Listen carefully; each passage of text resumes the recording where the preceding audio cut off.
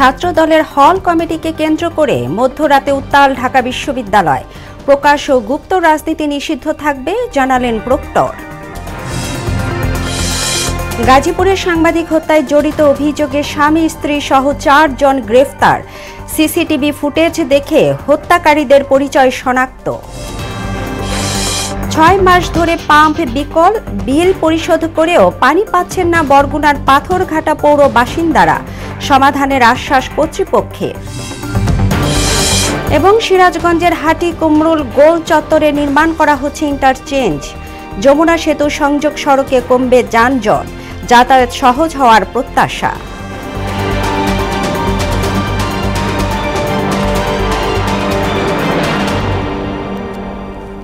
আসসালামু আলাইকুম, সবাইকে মোহনা সংবাদে স্বাগত।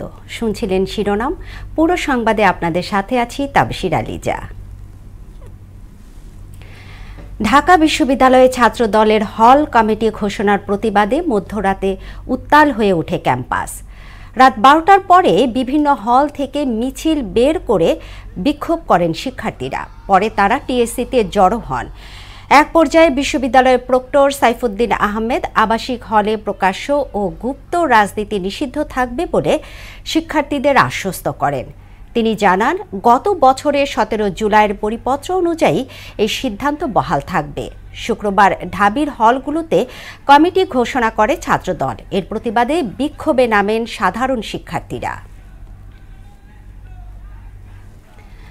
আগামী নির্বাচনে জনগণের রায়ে বাংলাদেশকে গণতান্ত্রিক ও কল্যাণ রাষ্ট্র হিসেবে গড়ে তোলা সম্ভব বলে মন্তব্য করেছেন বিএনপির ভারপ্রাপ্ত চেয়ারম্যান তারেক রহমান। শুক্রবার বিকেলে গুলশানে আয়োজিত এক বৈঠকে ভার্চুয়ালি যোগ দিয়ে তিনি আরও বলেন, দীর্ঘ আন্দোলনেই ফ্যাসিবাদের পতন হয়েছে। এদিকে আরেক অনুষ্ঠানে নির্বাচন বিলম্বিত করার চেষ্টা চলছে বলে অভিযোগ করেছেন বিএনপি নেতারা। তানজিদ ভূঁইয়াকে সঙ্গে নিয়ে আরও জানাচ্ছেন সুরাইয়া মুন্নি। শুক্রবার বিকেলে গুলশানে বিএনপি চেয়ারপারসনের রাজনৈতিক কার্যালয়ে 12 দলীয় জোট এবং এলডিপি ও লেবার পার্টির নেতাদের সঙ্গে বিএনপির মতবিনিময় সভা অনুষ্ঠিত হয়। এতে দলের ভারপ্রাপ্ত চেয়ারম্যান তারেক রহমান বলেন, বিএনপির লক্ষ্য আগামী নির্বাচনে সকলের অংশগ্রহণের মাধ্যমে গণতন্ত্রের পক্ষে ঐক্যবদ্ধ থেকে একটি প্রকৃত গণতান্ত্রিক রাষ্ট্র প্রতিষ্ঠা করা। এদিকে জাতীয় প্রেস ক্লাবে এক আলোচনা সভায় বিএনপি স্থায়ী কমিটির সদস্য হাফিজউদ্দিন আহমেদ বলেন, অন্তর্বর্তী সরকারের কয়েকজন উপদেষ্টা ও 2-1টি রাজনৈতিক দল নির্বাচন বিলম্বিত করতে পিআর পদ্ধতির দাবি জানাচ্ছে। বাংলাদেশের মানুষ এতদিন যাবৎ ভোটই দিতে পারেনি। এখন যেহেতু ভোট দেওয়ার সময় এসেছে, একটা সুযোগ এসেছে, আমি মনে করি আগামী নির্বাচনটি যে পদ্ধতি চালু আছে, জনগণের ভোটাররা একজন ব্যক্তিকে বেছে নিতে পারে, সেই ভিত্তিতে নির্বাচন হওয়া উচিত। কিছু কিছু রাজনৈতিক দল তারা ইতিমধ্যে ধরে নিয়েছে যে নির্বাচনে তাদের জামানত বাজেয়াপ্ত হবে, তাদের পক্ষে নির্বাচিত হওয়া সম্ভব নয়। সুতরাং এই নির্বাচনকে বিলম্বিত করার জন্যই তারা পিআর সিস্টেমের কথা বলে। প্রেস ক্লাবে জাতীয়তাবাদী নবীন দলের আলোচনা সভায় অংশ নিয়ে বিএনপি চেয়ারপারসনের উপদেষ্টা জয়নুল আবেদিন ফারুক অভিযোগ করেন, প্রশাসনের অনেক কর্মকর্তা নির্বাচন বানচালে ষড়যন্ত্র করছে। আপনাদের আমলে কারাবার নতুন করে এই নির্বাচনকে বানচাল করার ষড়যন্ত্রে লিপ্ত তাদের নাম আপনারা প্রকাশ করতে হবে। এ সময় নির্বাচনের সময়সীমা ঘোষণা করায় সরকারকে ধন্যবাদ জানান এই বিএনপির নেতা। হাসিনার সচিব এখনো বসে আছে আগামী নির্বাচনকে বানচাল করার। সুরাইয়া মুন্নি, মোহনা সংবাদ, ঢাকা। গাজীপুরের সাংবাদিক তুহিন হত্যায় জড়িত স্বামী স্ত্রী সহ 4 জনকে গ্রেফতার করেছে আইনশৃঙ্খলা বাহিনী। ঘটনার সময়ের সিসিটিভি ফুটেজ দেখে তাদের পরিচয় শনাক্ত করা হয়। গ্রেপ্তার হওয়া ব্যক্তিরা হলেন কেটু মিজান, তার স্ত্রী গোলাপি, স্বাধীন ও আল আমিন। এদের মধ্যে 3 জনকে পুলিশ এবং 1 জনকে গ্রেপ্তার করে র্যাব। এর আগে জিজ্ঞাসাবাদের জন্য 5 জনকে আটক করার কথা জানায় পুলিশ। গত বৃহস্পতিবার রাতে সাংবাদিক আসাদুজ্জামান তুহিনকে কুপিয়ে হত্যা করে দুর্বৃত্তরা। সুপেয় পানির তীব্র সংকটে ভুগছে বরগুনার পাথরঘাটাবাসী। পানির পাম্প 6 মাস বিকল থাকায় পৌরবাসীরা পানির অভাবে চরম দুর্ভোগে পড়েছেন। কিন্তু নিয়মিত পানির বিল গুনতে হচ্ছে তাদের। পানির এমন সমস্যা সমাধানে চেষ্টা করা হচ্ছে বলে জানিয়েছে কর্তৃপক্ষ। সুমন মোল্লার প্রতিবেদন, জানাচ্ছেন তাহসিন তারিন। দেশের সর্বদক্ষিণের উপজেলা পাথরঘাটার চারদিকে থই থই পানি থাকলেও এখানকার বাসিন্দারা পাচ্ছেন না সুপেয় পানি। পৌরসভার ৬টি পানির পাম্পের মধ্যে দীর্ঘদিন বিকল হয়ে আছে ৪টি। তাতে পুরো শহরের পানির সরবরাহ মারাত্মকভাবে ব্যাহত হচ্ছে। সমাধানে পৌরবাসী একাধিকবার মানববন্ধন ও প্রতিবাদ কর্মসূচি করলেও কোনো লাভ হয়নি। বাসিন্দাদের দাবি ৬ মাস ধরে সাপ্লাই পানি না পেলেও নিয়মিত বিল গুনতে হচ্ছে তাদের। পাথরঘাটার যারা নাগরিক আছে তারা আসলে এর জন্য যে মারাত্মকভাবে ভুগতেছে তার আসলে ভাষায় প্রকাশ করার মতো না। পানি খাবো তাও যে একটা ব্যবস্থা পাথরঘাটার ভিতরে সেরকমের আমাদের ব্যবস্থা নাই।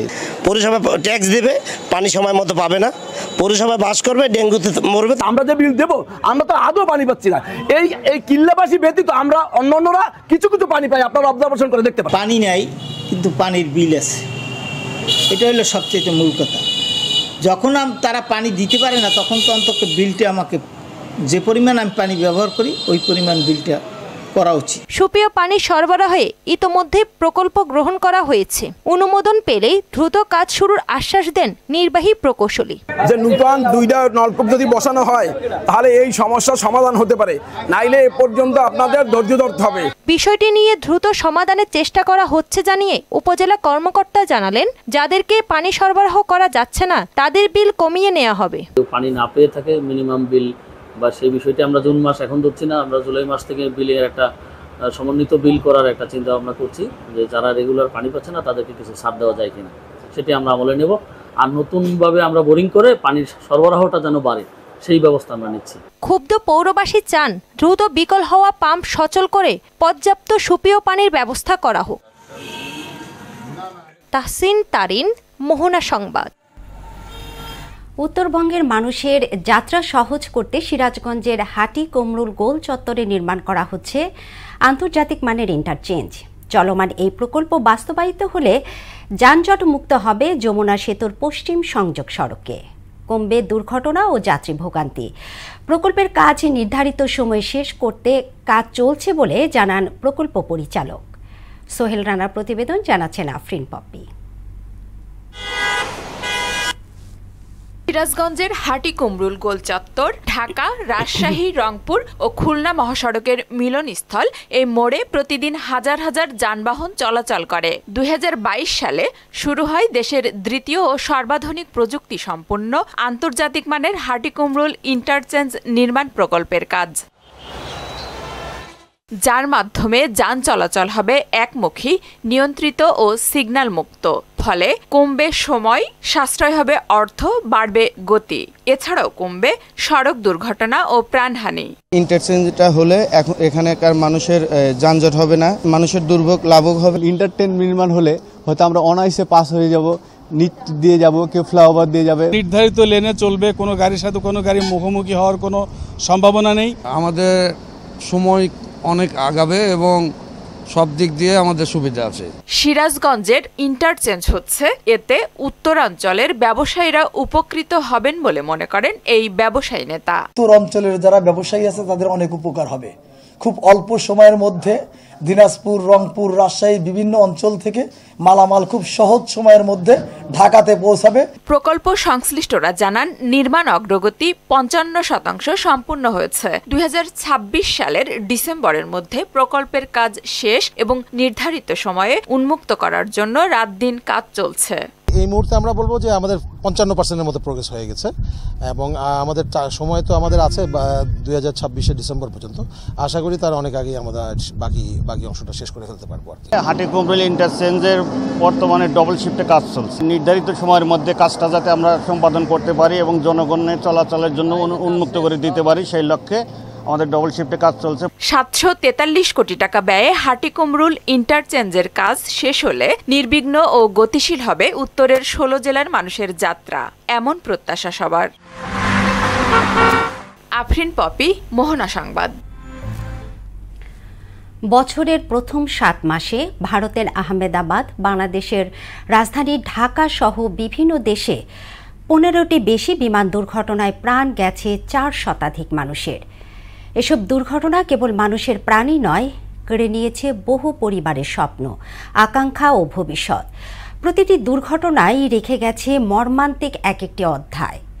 বিশ্বজুড়ে গেল ৭ মাসে কিছু উল্লেখযোগ্য বিমান দুর্ঘটনা সম্পর্কে জানব কাজী শাহরিনের ডেস্ক রিপোর্টে। ২০২৫ সাল, যেখানে প্রযুক্তির উৎকর্ষতা ও নিরাপত্তার অঙ্গীকার ছিল সর্বোচ্চ, সেখানে বিমান বিধ্বস্তের একের পর এক মর্মান্তিক ঘটনা নাড়িয়ে দিয়েছে বিশ্ববাসীকে। বছরের প্রথম ৭ মাসেই ঘটে গেছে ১৫টি দুর্ঘটনা, যা আকাশপথে মানুষের আস্থাকে করেছে প্রশ্নবিদ্ধ। বছরের শুরুতেই পশ্চিম অস্ট্রেলিয়ার রটনেস্ট দ্বীপের কাছে একটি সি প্লেন বিধ্বস্ত হয়। এতে মর্মান্তিক মৃত্যু হয় ৩ জনের। ২৯ জানুয়ারি ওয়াশিংটনে যাওয়ার পথে মধ্যাকাশে ব্ল্যাক হক হেলিকপ্টারের সঙ্গে সংঘর্ষ হয় একটি মার্কিন যাত্রীবাহী উড়োজাহাজ। এতে উড়োজাহাজটি দ্বিখণ্ডিত হয়ে পটোম্যাক নদীতে আছড়ে পড়লে ৬৪ আরোহী এবং হেলিকপ্টারে থাকা ৩ মার্কিন সেনা নিহত হন। একই দিন সুদানে একটি বিমান রানওয়ে ছাড়ার কিছুক্ষণের মধ্যেই বিধ্বস্ত হয়। এতে প্রাণ যায় ২০ জনের। এর ঠিক একদিন পর ৩১ জানুয়ারি যুক্তরাষ্ট্রের পেনসিলভেনিয়ার ফিলাডেলফিয়াতে আবাসিক এলাকায় একটি মেডিকেল বিমান আছড়ে পড়ে। বিমানে থাকা ৭ জনই নিহত হন সে দুর্ঘটনায়। ৬ ফেব্রুয়ারি আলাস্কার নোম শহরে একটি নির্ধারিত অভ্যন্তরীণ ফ্লাইট নিখোঁজ হয়। পরে আলাস্কার পশ্চিম উপকূলের কাছে বিমানটির ধ্বংসাবশেষ ও ১০টি মরদেহ খুঁজে পায় কোস্টগার্ড। ১৭ মার্চ রোয়াটান দ্বীপ থেকে উড্ডয়নের কয়েক মিনিটের মধ্যেই হন্ডুরাসের ক্যারিবীয় উপকূলে একটি বিমান বিধ্বস্ত হয়। এতে ৫ জন প্রাণে বেঁচে গেলেও ১২ জন নিহত হয়। ১২ জন। ভারতের আহমেদাবাদে ঘটে সবচেয়ে মর্মান্তিক বিমান দুর্ঘটনা, যেখানে একজন বাদে বিমানের ২৪২ আরোহীর সবাই মারা যায়। বিমানটি একটি মেডিকেল ছাত্রাবাসে আছড়ে পড়ায় আরও অর্ধশত মানুষ প্রাণ হারায়। লন্ডনগামী এয়ার ইন্ডিয়ার বিমানটি আহমেদাবাদের বিমানবন্দর থেকে উড্ডয়নের ৫ মিনিটের মধ্যেই বিধ্বস্ত হয়। মাস না ঘুরতেই বছরের আরেকটি মর্মান্তিক বিমান দুর্ঘটনার সাক্ষী হয় বিশ্ববাসী। ২১ জুলাই বাংলাদেশের একটি যুদ্ধ বিমান প্রশিক্ষণের সময় নিয়ন্ত্রণ হারিয়ে উত্তরার মাইলস্টোন স্কুলের একটি ভবনে আছড়ে পড়ে। এতে পাইলট সহ দগ্ধ হয়ে মারা যায় ৩৪ জন, যার মধ্যে ২৮ জনই শিশু। কোমলমতি শিক্ষার্থীদের ঝলসানো শরীর আর করুণ আর্তনাদ কাঁদিয়েছে বিশ্ববাসীকে। এর ৩ দিনের মাথায় ২৪ জুলাই রাশিয়ায় ৫০ আরোহী নিয়ে একটি যাত্রীবাহী বিমান বিধ্বস্ত হয়। উড্ডয়নের পর বিমানটি রাডার থেকে অদৃশ্য হয়ে যায়। পরে আমুর অঞ্চলে ধ্বংসাবশেষ পাওয়া যায়।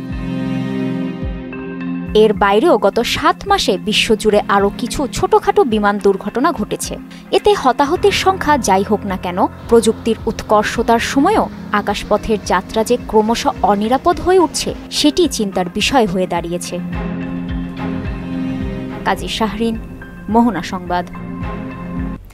সকাল থেকে রাজধানীতে মুষলধারে বৃষ্টি হচ্ছে। এতে ভোগান্তিতে পড়েছে সাধারণ মানুষ। আবহাওয়া অফিস জানিয়েছে, আজ ঢাকা সহ সারা দেশে বৃষ্টি অথবা বজ্রবৃষ্টি হতে পারে। সেই সঙ্গে তাপমাত্রা ১ থেকে ২ ডিগ্রি সেলসিয়াস পর্যন্ত বাড়তে পারে।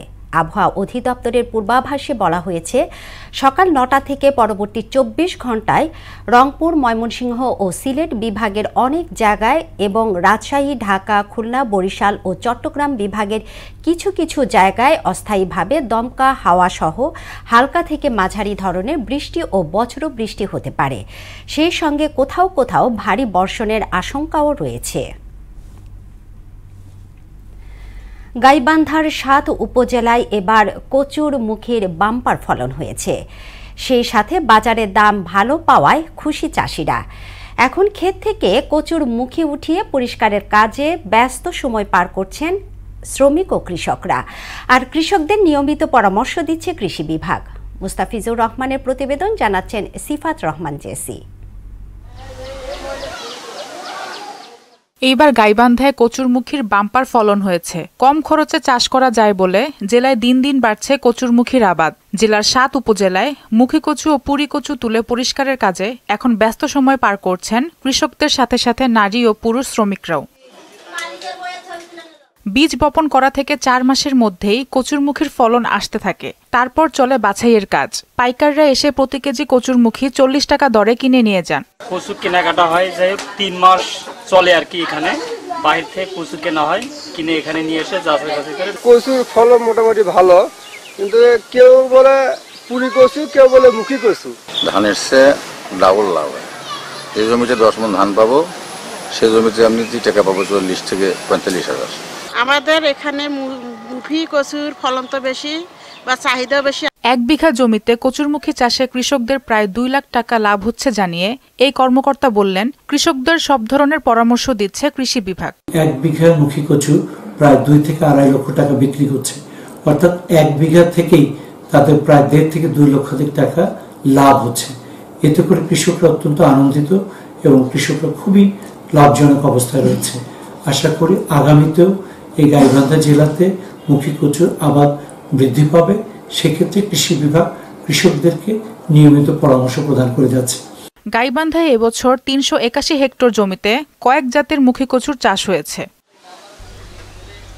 সিফাত রহমান, জেসি, মোহনা সংবাদ। এবার সারা দেশে অনুষ্ঠিত সভা সমাবেশ নিয়ে প্রতিনিধিদের তথ্যচিত্রের ডেস্ক রিপোর্ট। বরিশালের বাকেরগঞ্জে শিয়ালগুনি হাই স্কুল মাঠে বাংলাদেশ জাতীয়তাবাদী দল বিএনপির ত্রিবার্ষিকী সম্মেলন অনুষ্ঠিত হয়েছে। প্রধান অতিথি হিসেবে উপস্থিত ছিলেন বীর মুক্তিযোদ্ধা ও সাবেক সংসদ সদস্য আবুল হোসেন খান। জামালপুরের সদর উপজেলার কঠারবাড়ি এলাকায় দারুস সুন্নাহ সালাফিয়া মাদ্রাসায় ইসলামী শিক্ষা, হিফজুল কোরআন ও ইসলামী সাংস্কৃতিক প্রতিযোগিতা অনুষ্ঠিত হয়েছে। মেহেরপুরে গান্নীতে উপজেলা ও পৌর বিএনপি দ্বিবার্ষিকী সম্মেলন অনুষ্ঠিত হয়েছে। প্রধান অতিথি হিসেবে উপস্থিত ছিলেন সাবেক সংসদ সদস্য ও বীর মুক্তিযোদ্ধা অধ্যক্ষ সৌরভ উদ্দিন। নারায়ণগঞ্জের বন্দরে ঘনবসতিপূর্ণ এলাকা দিয়ে রেলের কর্ড লাইন নির্মাণের প্রস্তাব বন্ধের দাবিতে মানববন্ধন ও বিক্ষোভ মিছিল করেছে এলাকাবাসী। বিএনপির 31 দফা বাস্তবায়নের লক্ষ্যে গণসংযোগ করেছে চাঁদপুর হাইমচর এলাকার বিএনপির মনোনয়ন প্রত্যাশী আজম খান। ভোলায় জাতীয়তাবাদী স্বেচ্ছাসেবক দলের তৃণমূল নেতৃবৃন্দদের সাথে স্বেচ্ছাসেবক দলের কেন্দ্রীয় কমিটির নেতাদের মতবিনিময় সভা অনুষ্ঠিত হয়েছে। চাঁপাইনবাবগঞ্জ জেলার 5 উপজেলার সাংবাদিকদের মিলন মেলা হয়েছে। নাছল স্বপ্নপল্লীতে দিনব্যাপী আনন্দ উল্লাসের মধ্য দিয়ে দিনটি উদযাপন করা হয়। রূপগঞ্জ উপজেলার ঘোলাইকান্দাইল ইউনিয়নের শাহঘাট এলাকায় তারেক রহমানের ঘোষিত রাষ্ট্র কাঠামো মেরামতের 31 দফা বাস্তবায়নের লক্ষ্যে আয়োজিত উঠান বৈঠক অনুষ্ঠিত হয়েছে। কক্সবাজারের উখিয়ার পালংখালী তাজমান হাসপাতালে পল্লী চিকিৎসকদের প্রশিক্ষণমূলক প্রোগ্রাম ও মতবিনিময় সভা অনুষ্ঠিত হয়েছে। ঝালকাঠিতে তৃণমূল নেতৃবৃন্দদের সাথে স্বেচ্ছাসেবক দলের মতবিনিময় সভা অনুষ্ঠিত হয়েছে। জেলা শিল্পকলা একাডেমি হল রুমে এই সভা অনুষ্ঠিত হয়। তাহসিন তারিন, মোহনা সংবাদ। খেলার খবর ক্রিকেট। আজ বসছে বিসিবির বোর্ড সভা। মিরপুরে বিসিবির কার্যালয়ে বিকেল 3টায় শুরু হবে এই সভা। দেশে না থাকায় সভায় সশরীরে উপস্থিত হতে পারছেন না বিসিবির সভাপতি আমিনুল ইসলাম বুলবুল। তবে ভার্চুয়ালি অস্ট্রেলিয়ার মেলবোর্ন থেকে যুক্ত হবেন তিনি। বোর্ডের আরেক পরিচালক ফাহিম সিনহাও ভার্চুয়ালি যোগ দেবেন সভায়। এবারে বোর্ড সভায় অগ্রাধিকার পাবে দুদকের রিপোর্ট, যা নিয়ে আনুষ্ঠানিক বিবৃতি দিতে পারে বিসিবি। এছাড়াও বিপিএল এর কনসোর্টিয়াম, নেদারল্যান্ডসের বিপক্ষে বাংলাদেশ দলের হোম সিরিজ, এনসিএল সহ ঘরোয়া ক্রিকেটের বিষয় নিয়েও আলোচনা হবে। দর্শক, এ পর্যায়ে জানিয়ে দিচ্ছে আজকের সংবাদপত্রের গুরুত্বপূর্ণ শিরোনাম।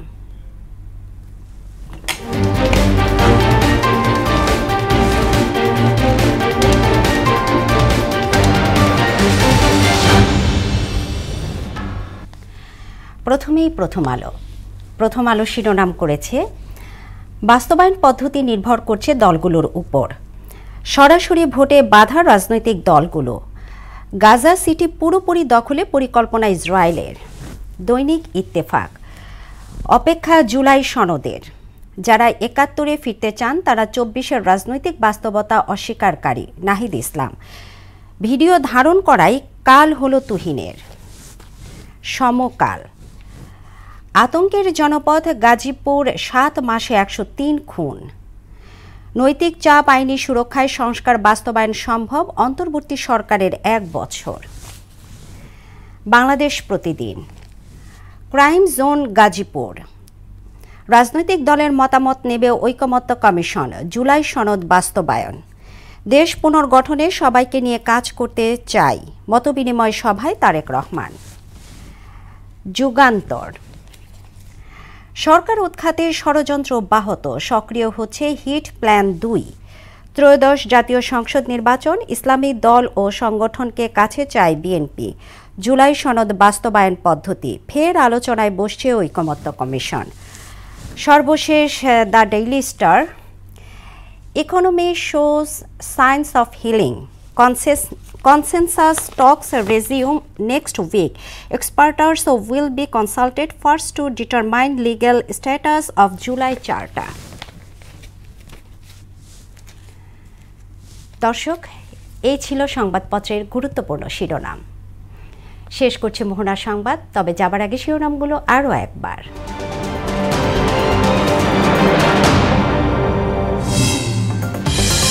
ছাত্রদলের হল কমিটিকে কেন্দ্র করে মধ্যরাতে উত্তাল ঢাকা বিশ্ববিদ্যালয়। প্রকাশ্য গুপ্ত রাজনীতি নিষিদ্ধ থাকবে, জানালেন প্রক্টর।